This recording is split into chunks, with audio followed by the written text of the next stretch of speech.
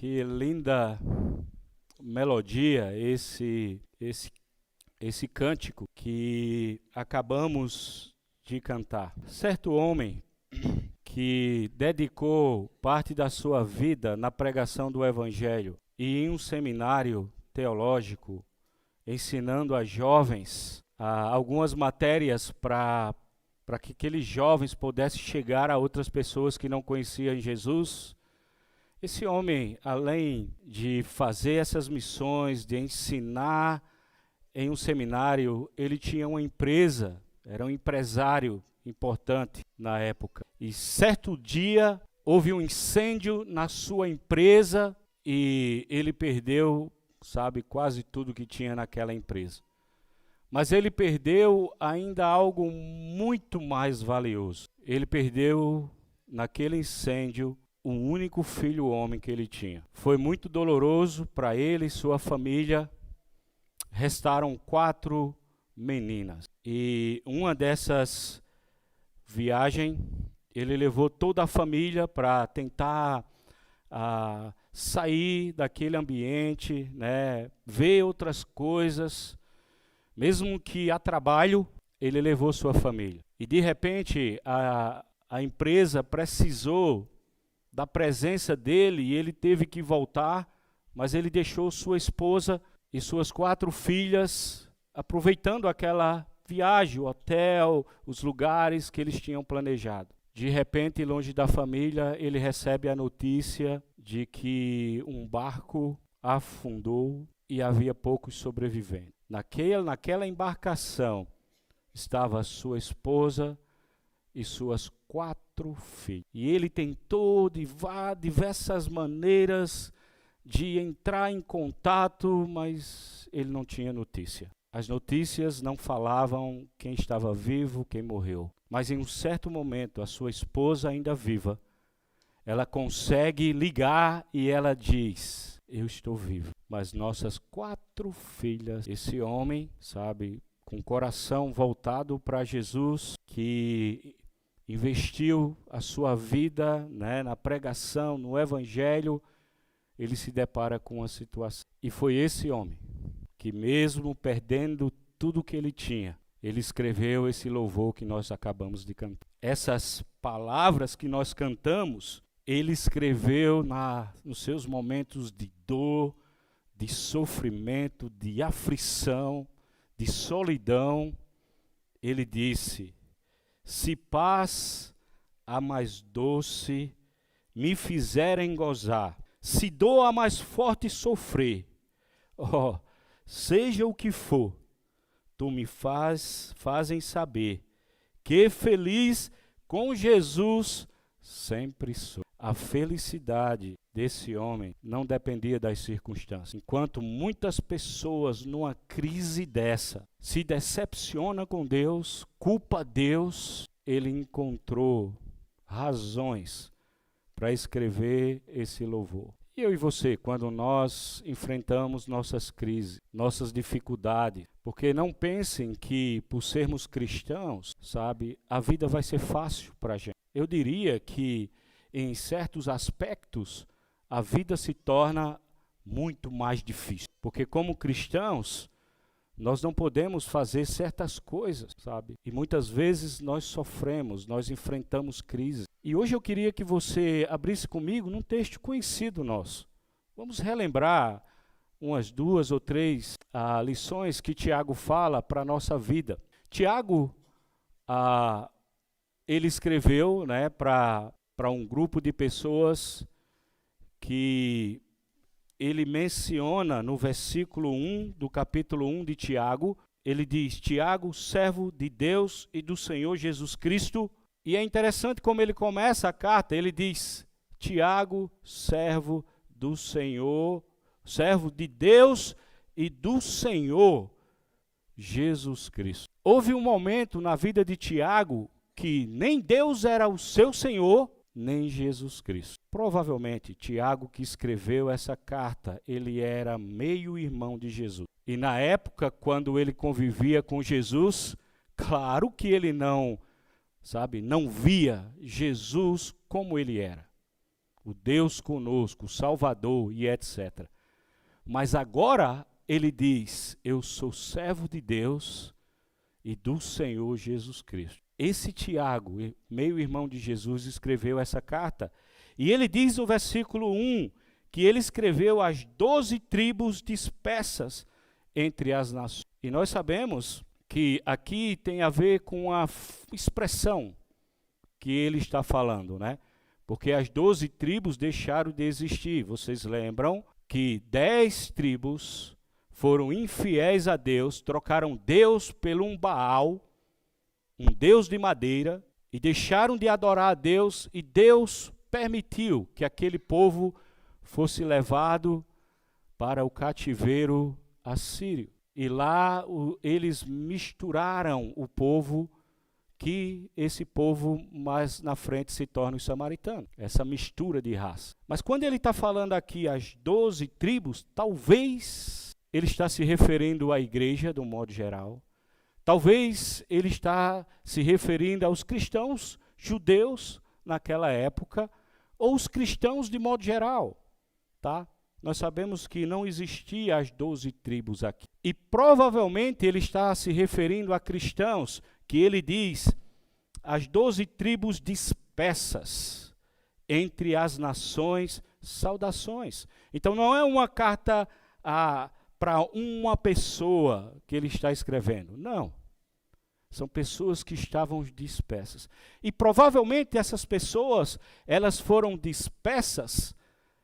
Quando nós olhamos lá em Atos, depois da morte de Estevão, que houve uma grande perseguição entre os cristãos, e eles tiveram que sair de Jerusalém, sabe, fugir para outros lugares para não perder a sua vida, talvez se refira a esse momento. Essas pessoas, elas passaram, por causa de Cristo, a viver agora dispersas. Elas não tinham mais lá o seu lar, a sua vida como era. Eles tiveram que abandonar tudo e ir embora, para que pudessem continuar vivos. Então Tiago escreve para eles. E aí nós podemos imaginar as dificuldades, as crises que esse povo enfrentou ou estava passando nesse momento. Porque imagine você, de repente, tem uma ordem do governo para nos perseguir, sabe? Se você é cristão, você não vai poder mais abrir lá o seu trabalho, o seu negócio. Você não vai poder, porque você é cristão e tem pessoas perseguindo você. Você não pode mais no seu trabalho, porque tem pessoas que sabem que você é cristão. Então imaginem a crise, as dificuldades que esse povo estava enfrentando. Eu posso imaginar que eles enfrentaram muitas crises, muitos problemas. Talvez alguns familiares ficaram e outros foram embora. Porque uns eram cristãos, outros não. Talvez, eu vejo dificuldades, muitas vezes, de ter o alimento do dia a dia. Porque eles abandonaram sua vida, tiveram que fugir. Eu posso ver muitos, talvez por causa da idade, nessa fuga, tendo problemas de saúde. Quantos problemas a gente pode imaginar que esse povo enfrentou? Talvez problemas como eu e você, como nós enfrentamos. E eu sei, tem outros problemas quando Tiago escreve essa carta, né? Havia também a dificuldade entre eles, porque entre os cristãos, como hoje existe pessoas que têm um nível social muitas vezes melhor do que o outro. Então, aqui entre nós, tem pessoas que têm uma vida social, sabe, melhor, né, do que a minha ou do que outros aqui, etc. E isso não é um problema, né? Isso faz parte das oportunidades, dos esforços de cada um, né, que conquistou talvez uma vida melhor e etc. Isso é uma coisa boa, natural. Mas havia dificuldades com relação a eles nesse sentido. Uma reclamação dos pobres por causa dos ricos, que não faziam certas coisas, talvez, ou deveriam fazer porque tinham mais e etc. Tinha essa dificuldade. Mas eu quero me atentar ao que ele fala nos primeiros versículos, falando do que esse povo estava enfrentando. Então eu posso olhar para esse homem que perde sua empresa, perde um único filho. Talvez ele tinha visão com relação ao seu filho. Eu quero treiná-lo, quero que ele seja um professor da Bíblia, siga, não é, meu exemplo e etc. Ele tinha muitos planos, provavelmente, para esse filho. Mas ele perdeu seu filho. Ele perdeu suas 4 filhas. Esse homem tinha tudo para ser alguém revoltado, estar desanimado com a vida, estar trancado dentro de um quarto, não querendo ver ninguém, abatido. Ele tinha todas as razões para isso, mas por causa da sua fé em Cristo, ele escreve um hino que nos inspira. Que talvez quando você e eu, nós estávamos cantando, talvez alguns de nós, as lágrimas, elas quiseram descer por aqui, quando nós estávamos cantando. Mas esse homem, ele conseguiu ver em tudo que ele enfrentou, coisas boas, sabe? Ele fez coisas boas diante da sua crise. Ao invés de ficar lá, ele fez coisas boas. E eu creio, o que ele fez foi motivado pelo que ele conhecia sobre Jesus, sobre as Escrituras, que o incentivou a ser assim. Ele entendeu nas Escrituras que a sua alegria, a sua felicidade não dependia das circunstâncias. E talvez ele tinha a esperança de ver novamente, de encontrar ou saber que seus filhos possivelmente estariam na glória com o nosso Deus. Tiago diz, nos versos 2 em diante. Nós vamos ficar em poucos versículos, tá certo? Você pode abrir Tiago capítulo 1, no verso 2, ele diz assim: meus irmãos, considerem motivo de grande alegria o fato de passares por diversas provações. Espera aí, Tiago, que conselho é esse? Como é que você pede para que nós venhamos a nos ter uma grande alegria quando nós estamos na crise, na provação, na dificuldade? Como ter alegria? O que eu tenho é desânimo. Eu não tenho animação para nada. O desânimo me bateu.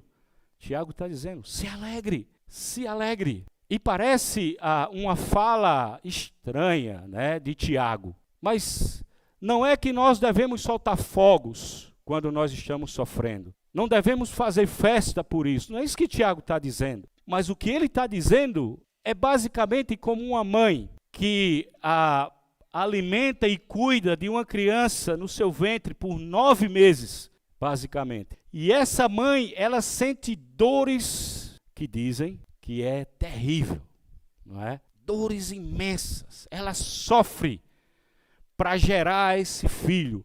E algumas mulheres sentem vontade de desistir antes de ir ter o parto. E tem tantos traumas que muitas vezes algumas carregam por causa desse momento, da dor extrema, do sofrimento que elas passam. Mas depois de alguns minutos, nós podemos ver o sorriso dessa mãe, mesmo ouvindo o choro daquela criança. Então, quando Tiago está dizendo que nós devemos nos alegrar quando nós estamos na crise, no sofrimento, na dificuldade, é por causa do que a dificuldade vai produzir na nossa vida. Eu já falei diversas vezes aqui, até domingo passado eu falei isso, que é na dificuldade, é no aperto, é na crise que nós abrimos os olhos para o céu, que nós levantamos nossos olhos para Deus, que nós clamamos a Deus, que nós nos ajoelhamos mais, que nós agimos com mais humildade,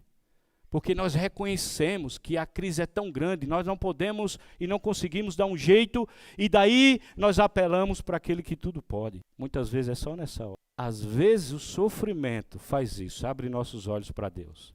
Porque senão, talvez, aquela mulher que sofreu 12 anos de uma hemorragia crônica, ela não teria se jogado aos pés de Jesus. O que levou aquela mulher até os pés de Jesus foi a sua dificuldade, 12 anos com aquela hemorragia. Jairo, o cara que tinha uma posição especial na época, um homem importante, que normalmente não fazia esse tipo de coisa, mas esse homem, ele foi até Jesus. Mas sabe por quê? Por causa da dificuldade com o filho que ele tinha. A dificuldade levou ele até Jesus. Aqueles 4 amigos que colocaram um amigo seu paralítico naquela maca e caminharam uma boa caminhada com ele, levaram porque souberam que Jesus estava numa casa, mas quando chegaram na casa, a casa lotada de pessoas. E agora, como é que a gente vai levar ele até Jesus? Aí eles fizeram o improvável. Eles subiram no telhado, quebraram o telhado e ali colocaram aquele paralítico próximo de Jesus. Se não fosse a paralisia desse homem, esses amigos não tinham ido até Jesus. Então, muitas vezes, as dificuldades são placas que chamam a nossa atenção. Deus usa muitas vezes para chamar a nossa atenção. E por isso que Tiago fala que as dificuldades, as provações, que aqui são diversas, ele até vai dizer isso. São diversas, de várias maneiras. Nós devemos nos alegrar, mas não é porque estamos sofrendo a alegria. Não.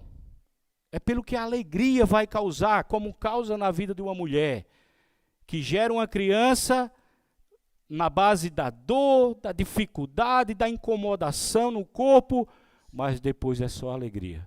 É uma criança, que é uma bênção de Deus naquela família, na vida daquela mulher. É por essa razão que as mulheres, elas enfrentam 9 meses de sofrimento muitas vezes, pelo que vai ser gerado. E Tiago está dizendo, tende por motivo de grande alegria ao passar por diversas provações.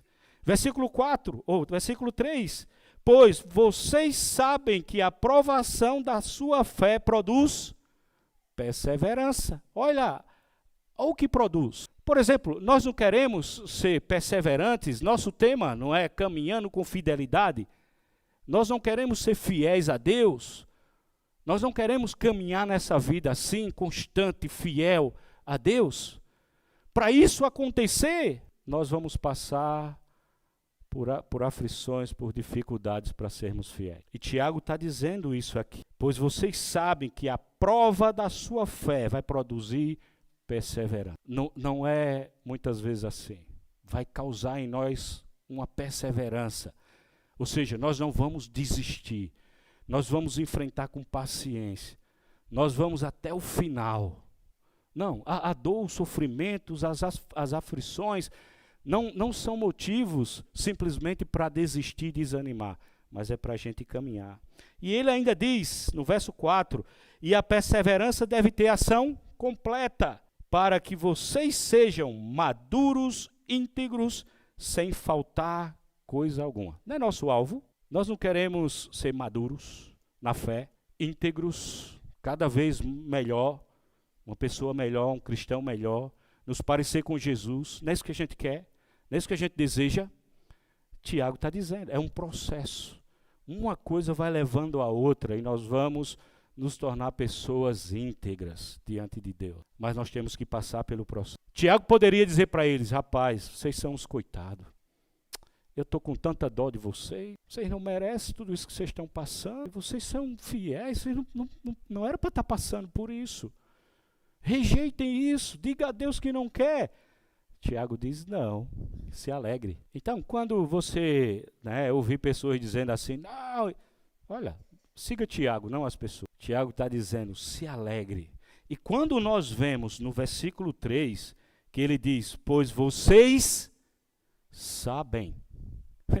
Não é novidade, sabe? Crise, perseguição, dificuldades na nossa vida, não é novidade, Tiago está dizendo, na vida daqueles cristãos. Não é novidade. Vocês sabem, vocês devem saber o que a dificuldade, a crise e a provação produz. Vocês devem saber, nós devemos saber que as dificuldades da vida, o que vai produzir na nossa fé. Nós precisamos saber disso. E Tiago usa isso no versículo 3. Não deve ser uma surpresa. Até quando Pedro fala, ele diz, olha, não se surpreenda com o fogo ardente que há entre vocês. Quando ele escreveu 1 Pedro. E lá em 1 Pedro, o Império Romano, de uma forma muito mais severa, estava perseguindo os cristãos. E ele disse, vocês não devem se surpreender por isso, porque cristão é perseguido. Por sermos cristãos, não estamos isentos de sofrer, de passar dificuldade. Mas ele disse, vocês têm que entender o que vai ser produzido na sua vida, na vossa vida.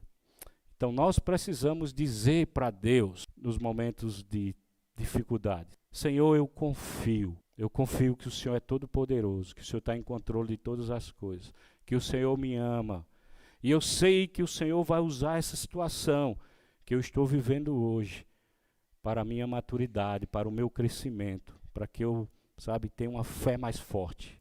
Porque, irmãos, fé madura não vem simplesmente quando a gente pede para outro: ore por minha fé. Eu não sei se você já entendeu, mas quando nós pedimos algo a Deus, tipo, eu quero ser mais paciente, Senhor. Eu quero ser mais tolerante, Senhor. Eu quero ser mais controlado, Senhor. Você acha que uma oração de alguém vai e você se torna? Não é assim. Às vezes são as dificuldades, é o treinamento com a dificuldade que vai fazer a gente ser melhor. Então eu queria que você olhasse para o que Tiago está dizendo e que nós pudéssemos aplicar para a nossa vida. São diversas as nossas dificuldades, nossos sofrimentos, mas precisamos confiar que Deus vai usar isso para nós crescermos, amadurecermos na nossa fé. Que Deus nos abençoe.